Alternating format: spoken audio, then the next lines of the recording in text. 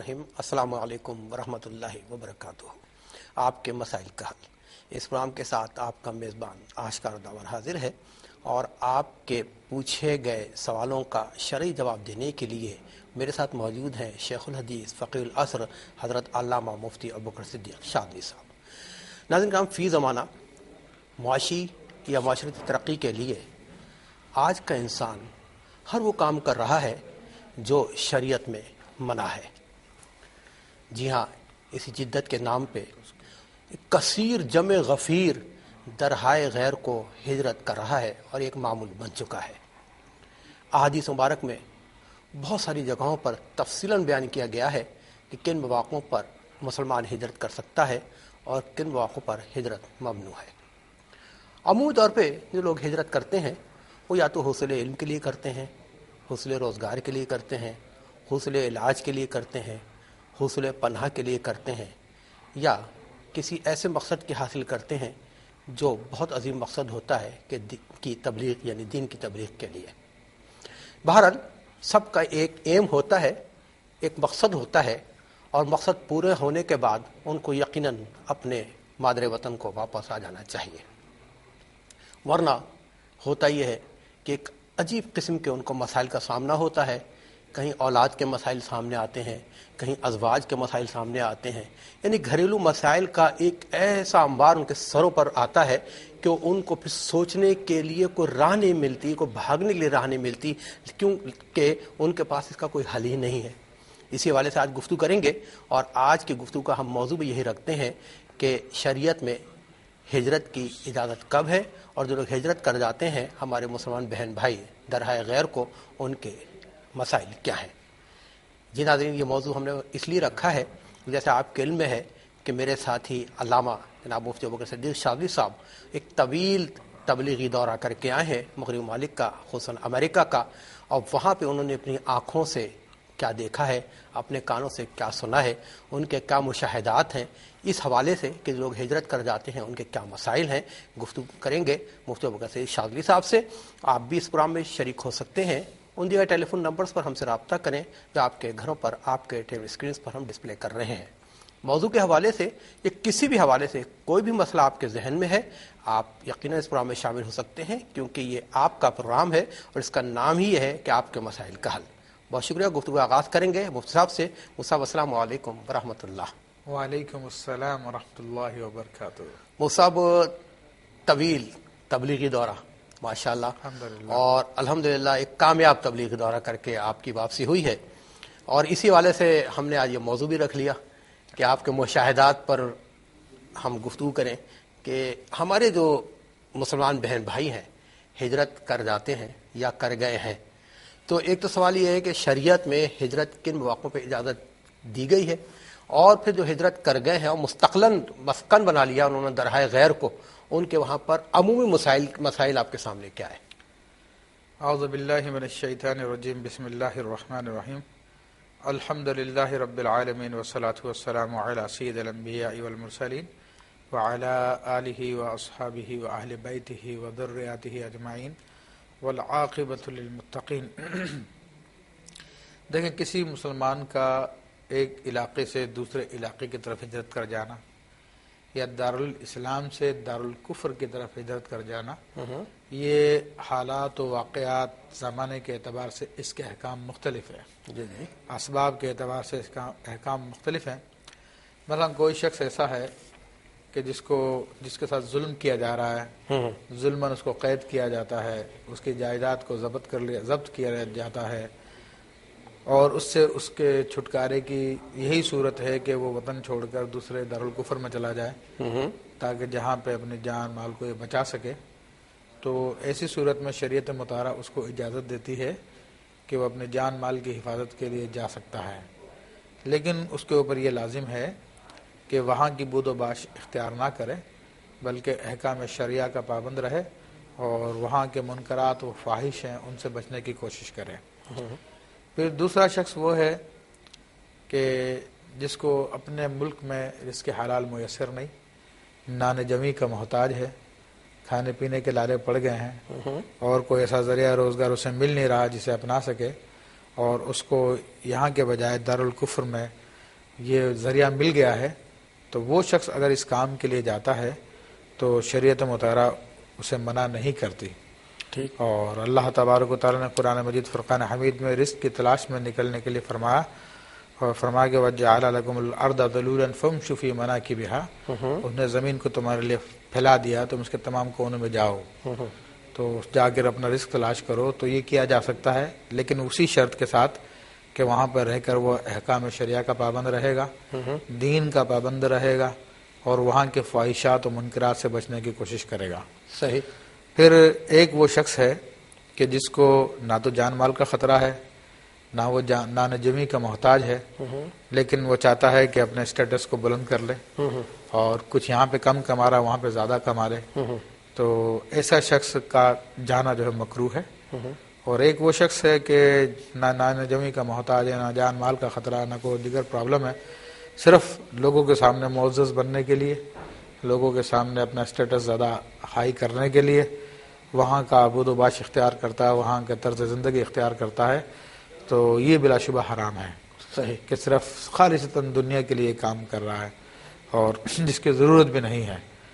تو اب اس اعتبار سے ہم دیکھیں کہ یہاں سے جو لوگ، اچھا پھر ایک شخص وہ ہے میرے کو شیخ ذہن میں آئی کہ جسے دنیا کے لیے تو نہیں جا رہا لیکن وہاں کے مسلمانوں کو دین کی تعلیم دینے کے لیے جاتا ہے، یا یہاں کے وہاں پہ جا کے لوگوں کو اسلام کی تبلیغ کرے گا، اسلام کی طرف بلائے گا. تو یہ بھی دینی کاموں میں سے ایک اہم کام ہے اور اس کے لیے بھی انہی شرائط کے ساتھ اجازت ہے کہ وہاں پہ رہ کے دین کا پابند رہے اور دین کی تعلیمات کو عام کرے. تو اس کے لیے بھی کوئی کراہت نہیں ہے اس کے لیے جانے میں. صحیح. اب ہم نے دیکھا کہ اکثر جو لوگ یہاں سے جاتے ہیں تو بہت کم لوگ ایسے ہوتے ہیں کہ جو اپنی نماز وغیرہ کا اہتمام کرتے ہوں. عموماً وہاں پہ جابز ہوتی ہیں تو جابز میں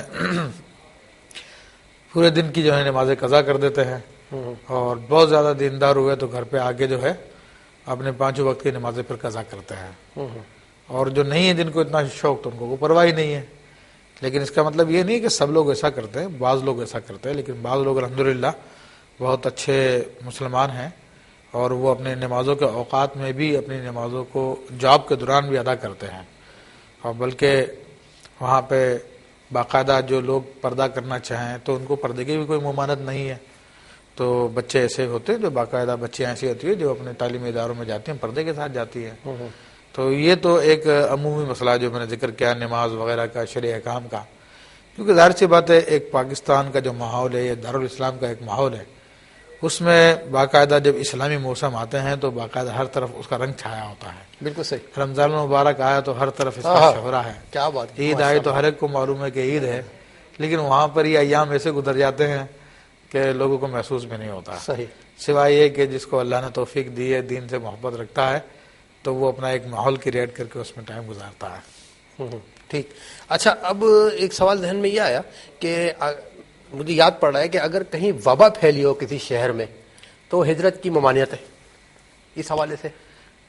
دیکھیں وہ نبی علیہ الصلوۃ والسلام کی احادیث کی روشنی میں ہے کہ آپ علیہ الصلوۃ والسلام نے طاعون کے بارے میں ارشاد فرمایا کہ جہاں پر طاعون کا مرض پھیل گیا ہو تو باہر سے کوئی وہاں پر نہ جائے اور وہاں کے لوگ باہر نہ آئیں. اچھا ٹھیک ہے. تو یہ وہ سوال ہے. اچھا اس علاقے میں اگر فساد فی الارض ہے، جیسے آپ نے کہا جان بچانے کے لیے ہجرت کی جا سکتی ہے، تو وہ شرعی طور پہ صحیح ہے اگر لوگ مائگریشن کرنا شروع کر دیں اس حوالے سے کہ بھئی ہماری جان کو خطرہ ہے، ہمارے مال کو خطرہ ہے، لا اینڈ آرڈر کا مسئلہ ہے، تو شریعت اس حوالے سے کیا کہتی ہے، اجازت ہے؟ ہاں نہیں، اس کی تو میرا بھی ذکر کیا اپنی گفتگو میں کہ اس حوالے سے جا سکتا ہے، لیکن اسی شرط کے ساتھ کہ اپنے دین کی محافظت کرے گا.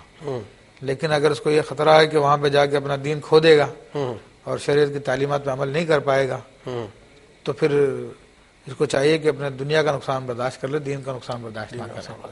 اچھا اب جیسے آپ نے ابھی اپنی گفتگو میں کہا کہ کسی مقصد کے لیے جاتا ہے آدمی، چاہے روزگار کے لیے، روزی. چلے کالر کو شامل کرتے ہیں آپ کی اجازت سے، پھر انشاءاللہ گفتگو جاری رکھیں گے. جی السلام علیکم. وعلیکم السلام. جی بہن کون کہاں سے بات کر رہی ہیں؟ میں لاہور سے بات کر رہی ہوں. میں نے یہ پوچھنا ہے کہ یہ ظہر کی نماز کے وقت یہ 4 فرض سے پہلے جو 4 سنتے پڑھتے ہیں اگر پڑھ لیں تو ٹھیک ہے، ورنہ نہ چھوڑ دیں تو اس کا کوئی یعنی گناہ تو نہیں ہے؟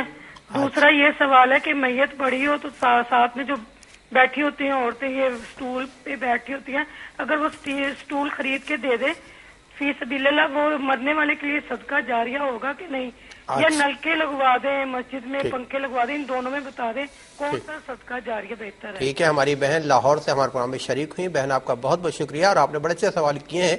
इस हवाले से हमारी शरीयत क्या कहती है, मेरे साथ मौजूद है मुफ्ती अबू बकर सिद्दीक शादली साहब, इंशाअल्लाह आपके पूछे गए सवालों का जवाब देंगे। बहन आपका बहुत बहुत शुक्रिया। वो साहब हमारी बहन ने 2 सवाल किए हैं।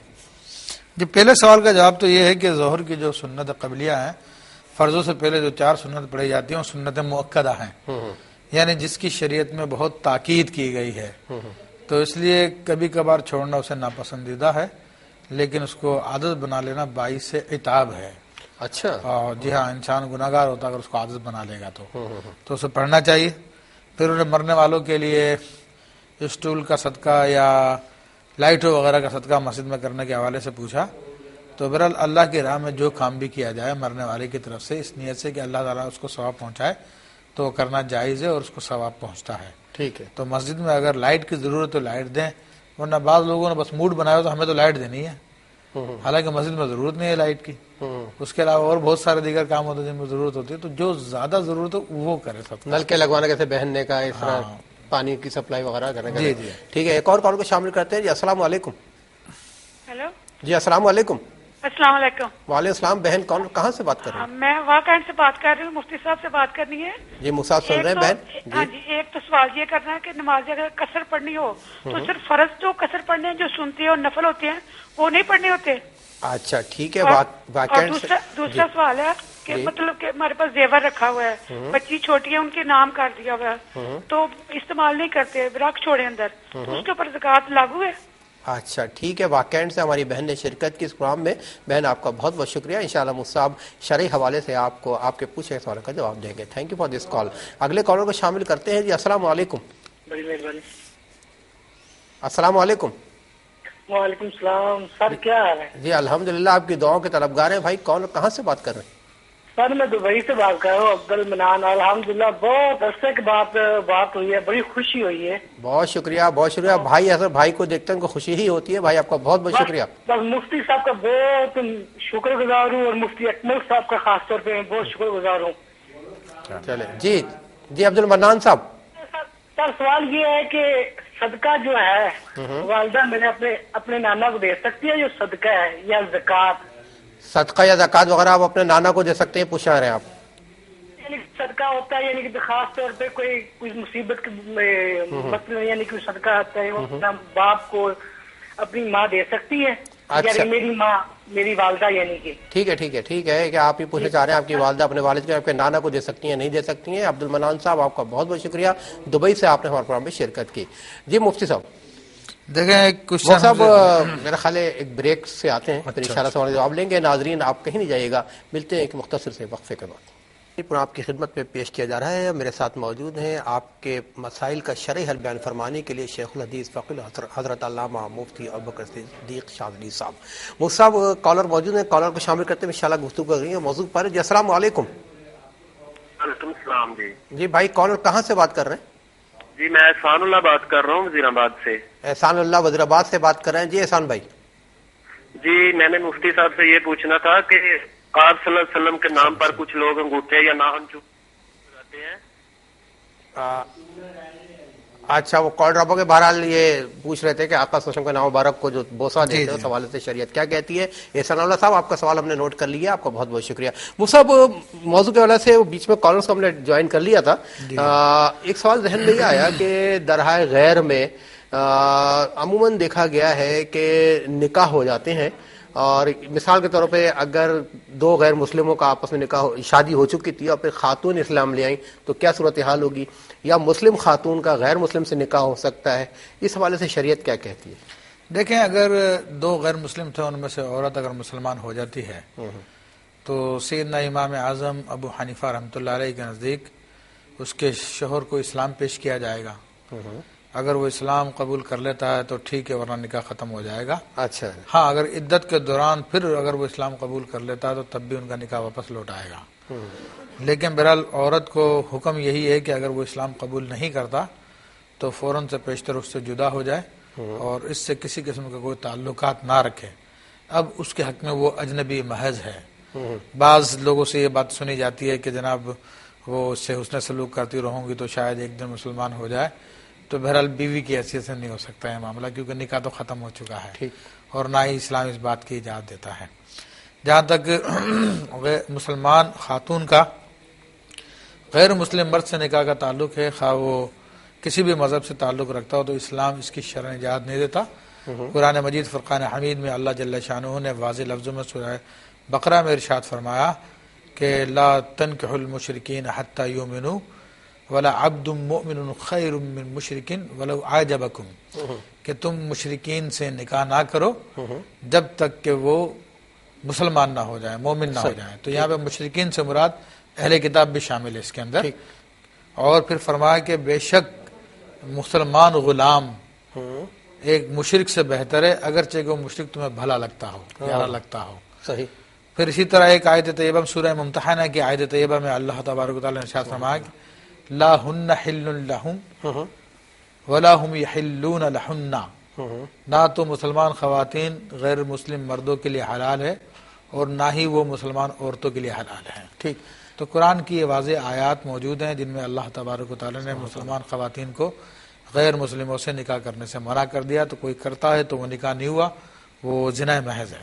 اچھا ابو صاحب، امیگریشن کے حوالے سے ہم ہجرت کی بات کر رہے تھے، ایک سوال عموماً مشاہدے میں آتا ہے کہ خواتین اکیلے سفر کرتی ہیں، جبکہ جہاں تک میرے علم میں ہے کہ اکیلے خاتون عمرہ بھی نہیں کر سکتی، حج بھی نہیں کر سکتی، تو اتنا بڑا طویل سفر کر سکتی ہیں تنہا؟ دیکھیں اس کے بارے میں تو نبی علیہ الصلوۃ والسلام کی صحیح حدیث موجود ہیں جن میں نبی کریم صلی اللہ علیہ وسلم نے ارشاد فرمایا کہ من کان تؤمن باللہ وملائکتہ والیوم الآخر، کہ وہ خاتون جو اللہ پر اور قیامت کے دن پہ ایمان لاتی ہے یعنی مسلمان ہے، تو اس کے لیے جائز نہیں ہے وہ 3 دن کی مسافت کا فاصلہ یعنی 92 کلومیٹرز محرم یا شوہر کے بغیر طے کرے۔ تو یہ تو واضح نبی علیہ السلام نے منع فرمایا، جیسا بھی آپ نے خود نے بھی ذکر فرمایا کہ حج و عمرے کے لیے بھی اس کام کے لیے جائے تو اس کا جانا قدم قدم پہ گناہ ہے، تو شریعت مطہرہ جو ہے اس کی اجازت نہیں دیتی۔ اور مجبوری کی حالت میں کوئی خاتون کریں سے ان کے شوہر باہر بیٹھے ہوئے ہیں اور خاتون نے جانا ہی ہے، لازم ہے، پھر کیا کریں؟ دیکھیں حکم تو ایک ہی ہے جو اللہ رسول نے بیان کر دیا، اس میں میرے علم میں کوئی استثناء نہیں ہے۔ اچھا ٹھیک ہے، شریعت میں جب ایک چیز آ گئی، حکم آ گیا تو اطاعت ہم پہ لازم ہے۔ شامل کرتے ہیں کالرز کو۔ السلام علیکم۔ السلام علیکم۔ وعلیکم السلام جی بھائی کالر کہاں سے بات کر رہے ہیں؟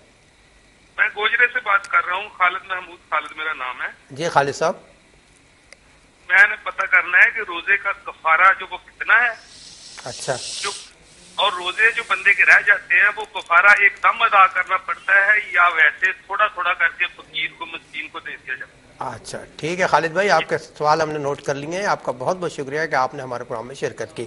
ایک اور کالر کو شامل کرتے ہیں۔ جی السلام علیکم۔ وعلیکم السلام۔ جی بہن کون؟ جی میں انڈیا سے بات کر رہی ہوں۔ انڈیا سے ہماری بہن بات کر رہی ہے۔ جی بہن، جی ہم سن رہے ہیں، فرمائیے۔ جی میرا سوال یہ ہے کہ میں مائکے میں بھائی بہن میں جھگڑا ہو گیا تو میں نے قسم کھا لیا کہ قرآن قسم میں تمہارے گھر اب نہیں آؤں گی، بھائی کے گھر۔ پھر ماں باپ میرے روتے ہیں کہ کیوں نہیں آتی ہو، شادی ہے بہن کی، کہ میں کیسے جاؤں، کوئی اس کا حل بتائیے، جاؤں کہ نہ جاؤں، کوئی کفارہ ہو تو بتائیے۔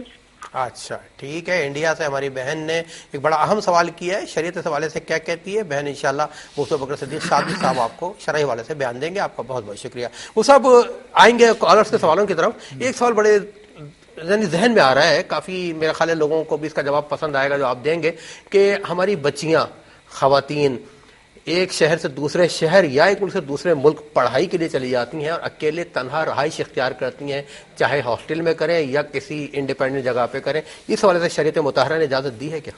دیکھیں یہ بات بالکل واضح ہے کہ جب اللہ تعالیٰ کا اہم فرض جو کہ اسلام کا ایک پلر ہے، ستون ہے، حج ہے، اس کے لیے بھی یہی حکم دیا گیا کہ بغیر محرم کے سفر نہیں کر سکتی، اور تو اس کے لیے جانا جائز نہیں ہے، اس کے اوپر فرض کی ادائیگی لازم نہیں ہوتی ہے، تو پھر یہ تعلیم کا حاصل کرنا یا معاش کا حاصل کرنا تو سے کم درجے کی چیزیں ہیں، تو ان کے لیے کیسے اجازت ہو سکتی ہے؟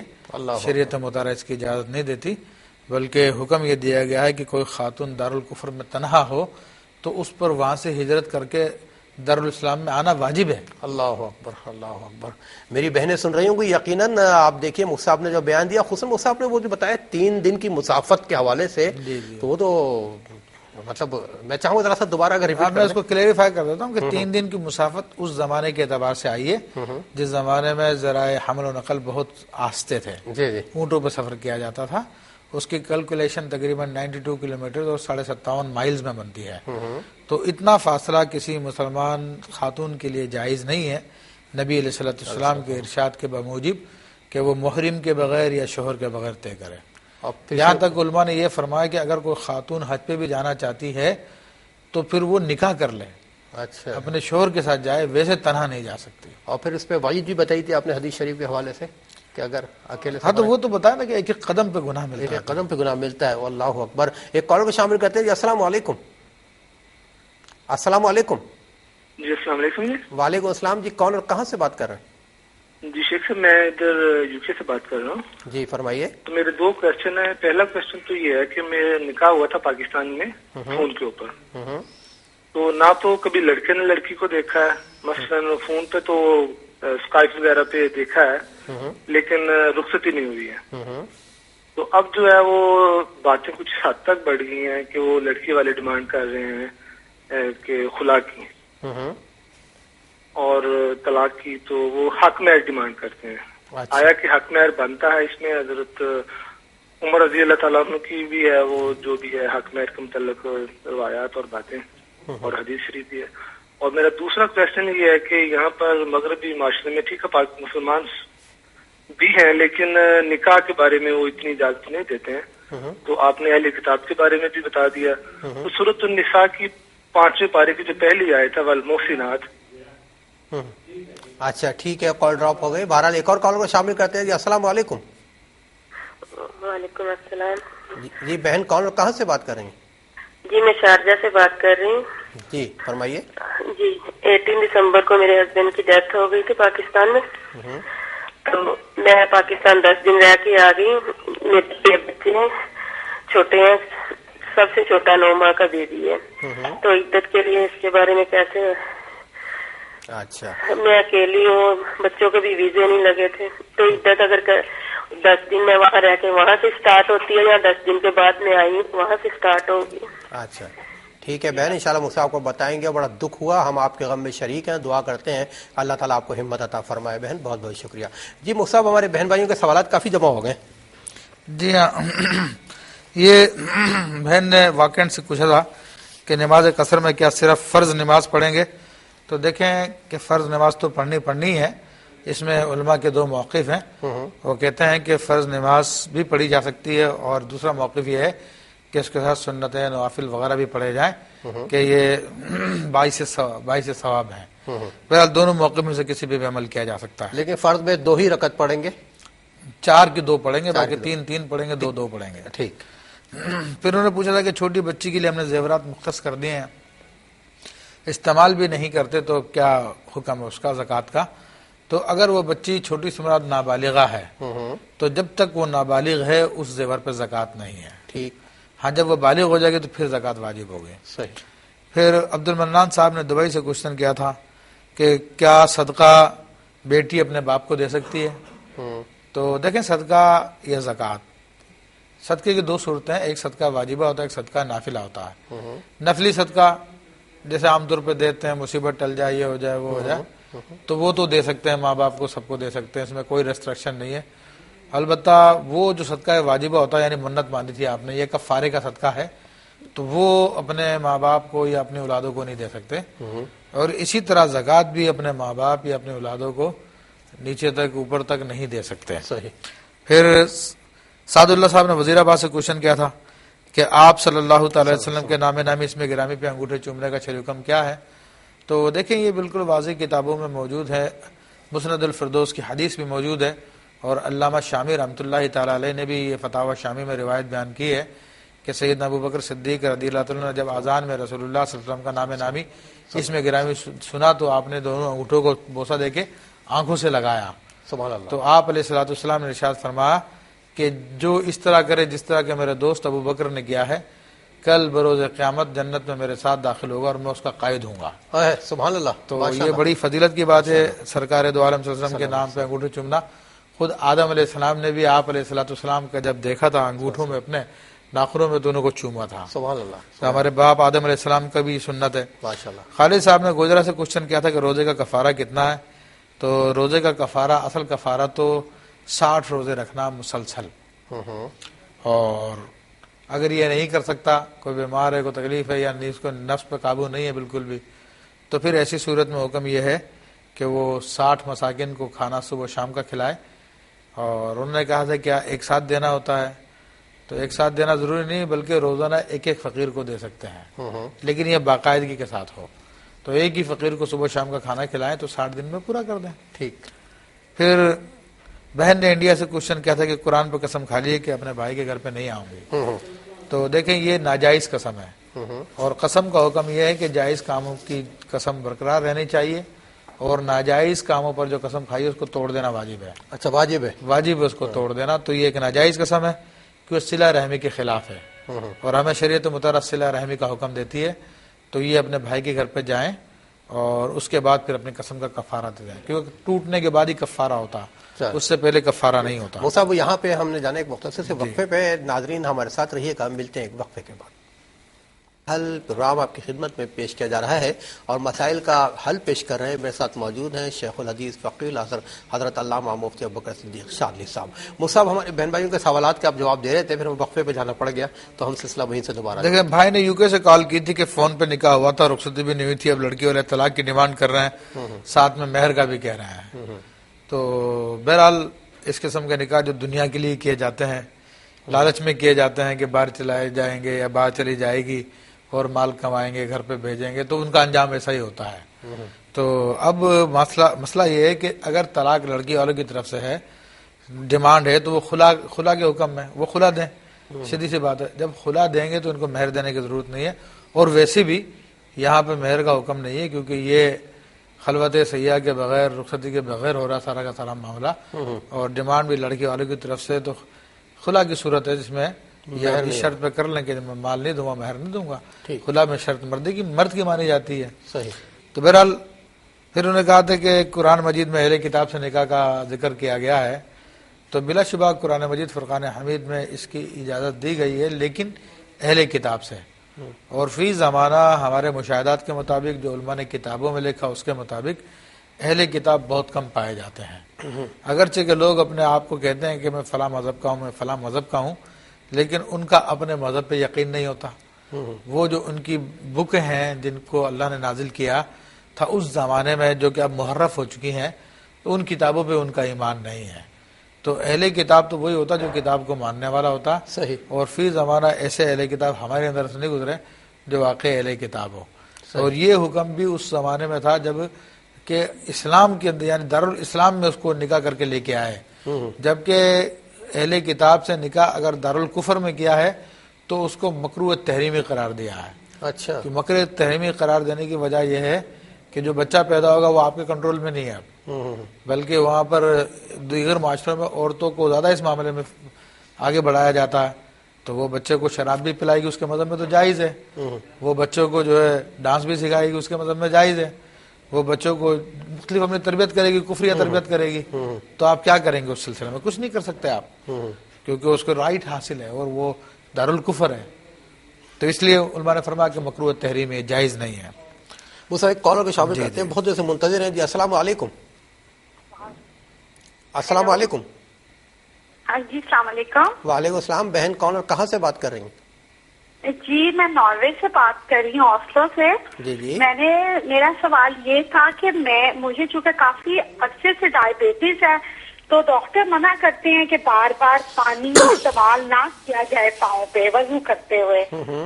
تو اکثر میں ایسے کرتی ہوں کہ صبح فجر کے بعد پاؤں دھو لیتی ہوں، اس کے بعد میں دن کے باقی نمازوں پہ مسح کرتی رہتی ہوں. تو آیا یہ ٹھیک میں کرتی ہوں کہ نہیں صحیح کرتی؟ اچھا ٹھیک ہے بہن، آپ نے حوصلوں سے ہمارے پروگرام میں شرکت کی. آپ کے مسئلے کا شرح حل بیان فرمائیں گے انشاءاللہ. میرے ساتھ موجود مفتی صاحب، آپ کا بہت بہت شکریہ. جی مصعب. دیکھیں بات یہ کہ جو بہن نے ابھی کوشچن کیا، اسی کا جواب دیتا ہوں میں، کہ اگر واقعی پانی کے استعمال سے پاؤں کو نقصان پہنچتا ہے تو جتنے حصوں کو نقصان پہنچتا ہے اتنے حصے پہ پانی نہ ڈالیں. عام طور پہ یہ پاؤں کی انگلیوں کے درمیان میں پانی جانے سے شوگر کے پیشنٹ کو نقصان ہوتا ہے، تو اس میں وہ پانی نہ ڈالیں. باقی جتنا حصہ دھل سکتا ہے احتیاط کے ساتھ اس کو دھو لیا جائے، باقی بے مسا کر لیا جائے۔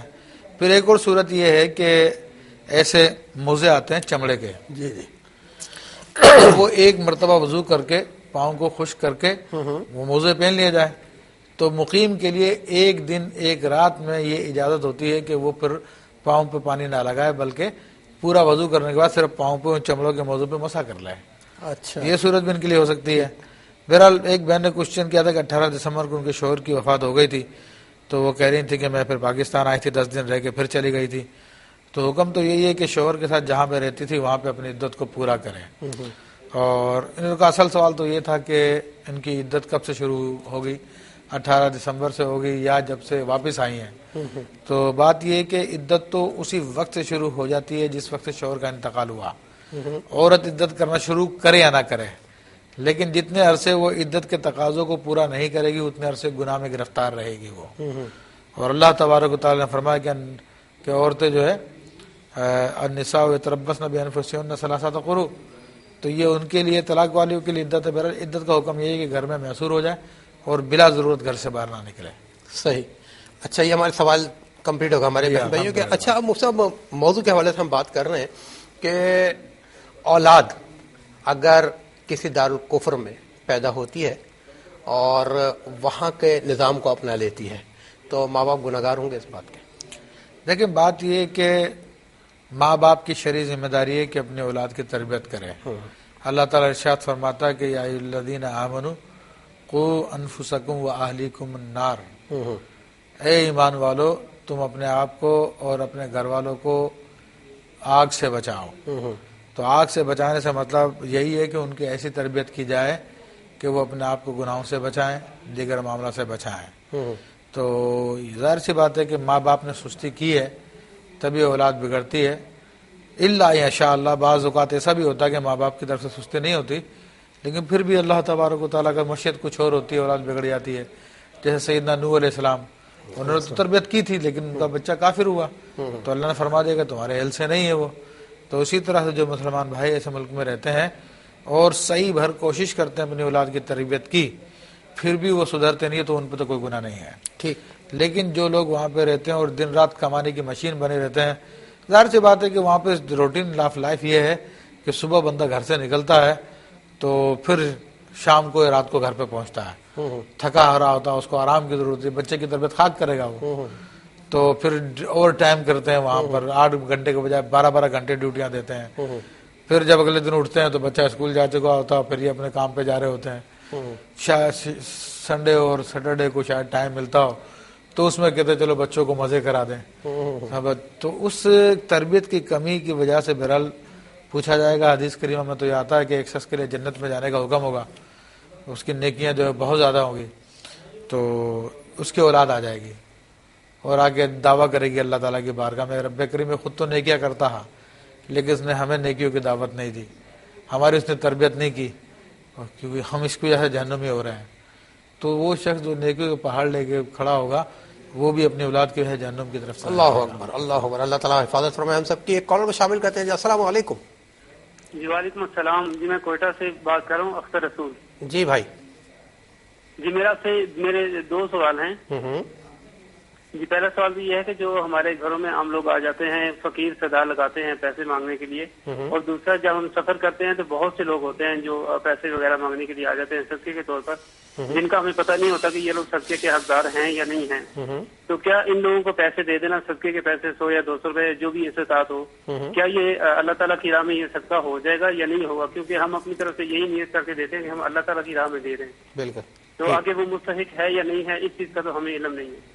تو ایک یہ سوال ہے، اور دوسرا سوال میرا آپ سے یہ ہے کہ میرے دل میں بھی